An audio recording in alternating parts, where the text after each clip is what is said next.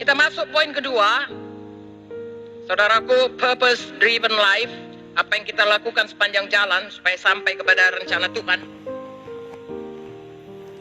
Yaitu Matius 22 ayat 39. Mengasihi sesama. Ini juga perintah Tuhan.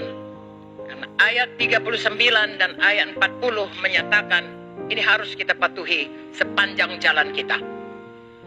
Matius 22, 39, 40. Dan hukum yang kedua yang sama dengan itu ialah kasihilah sesamamu manusia seperti dirimu sendiri.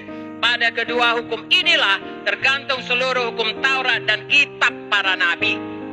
Silakan duduk saudaraku. Ya. Jadi hukum pertama mengasihi Tuhan, hukum kedua mengasihi sesama, dan di dalamnya termasuk di dalam Alkitab ini semua. Haleluya. Jadi kalau saudara mau sampai kepada tujuan Tuhan, saudara harus lakukan itu. Karena kita dipanggil Tuhan untuk mematuhi firman-Nya, untuk mengasihi Tuhan, mengasihi sesama kita. Haleluya. Yang paling penting kasih itu adalah sesuatu yang dipraktekkan dalam hidup kita. Amin. Paling sedikit kita harus mempraktekkan 1 Korintus 13. 1 Korintus 13 ayat 4. Sudah baca dari ayat 1. Tidak ada gunanya semuanya pelayanan kita kalau kita tidak memiliki kasih. Itu sebabnya hari ini saya ingatkan saudara supaya apapun yang saudara kerjakan itu semua karena kasih. Apa saudaraku? Kasih. Bahkan sebenarnya kita tidak dapat berbuat apa-apa kalau kita tidak mengasihi. Gong gemerincing itu semua. Hari ini kita berlari-lari pada panggilan Tuhan. Tolong saudara arahkan diri saudara kepada kasih sesama manusia. Karena itu perintah Tuhan kepada kita. Di situ termaktub kitab nabi-nabi dan semua Taurat Tuhan.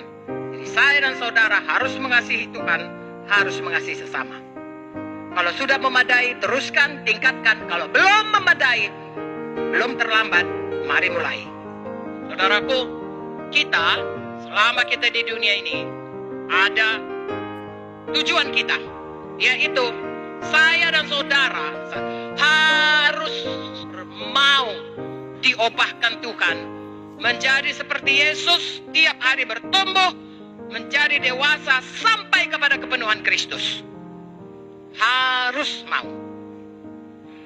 Saudara dan saya, lihat kemari sayang, harus memadai, harus berlari-lari dalam hal ini. Dalam hal diubahkan Tuhan. Jangan tahun lalu masih juga mendendam. Sekarang ini pun masih mendendam. Tolong jangan saudaraku. Tahun lalu masih egois. Tahun ini pun masih egois. Dengarkan saya. Firman Tuhan berkata, setiap perkara kecil Tuhan berikan perkara besar. Latih diri saudara, relakan diri saudara. Kecil pun persoalan, kecil pun tantangan, selalu mau diubah Tuhan. Sebab kalau saudara biasakan mengeraskan hati, selalu merasa diri benar, sudah pun meninggal pasangan saudara, bisa saudara nggak bisa berubah. Tidak ada orang bisa dipaksa. Itu pilihan. Pilihlah kehidupan. Pilihlah diberkati Tuhan. Pilihlah berubah menjadi seperti Yesus. Haleluya. Kalau orang berkata itu bodoh, saudaraku, apapun kata orang, kata Tuhan juga yang betul.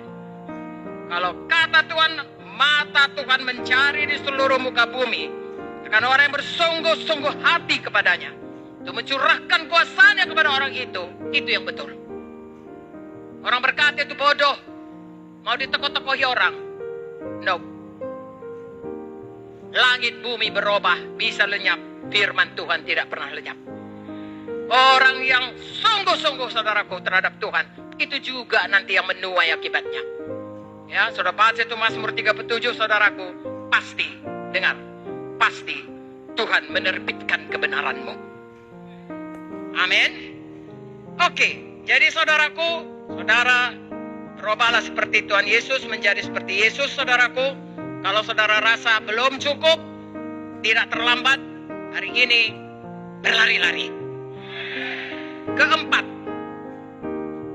Keempat, saya dan saudara masih dibuat Tuhan tinggal di bumi ini karena ada rencana Tuhan yang harus kita genapi, yaitu kita punya bahagian dalam tubuh Kristus. Punya tugas, punya posisi, punya fungsi, punya resources, punya sumber daya, punya kelengkapan, punya karunia roh, punya talenta untuk mengambil tempat kita bertumbuh sampai pada maksud rencana Tuhan di dalam tubuh Kristus. Nah, saudaraku,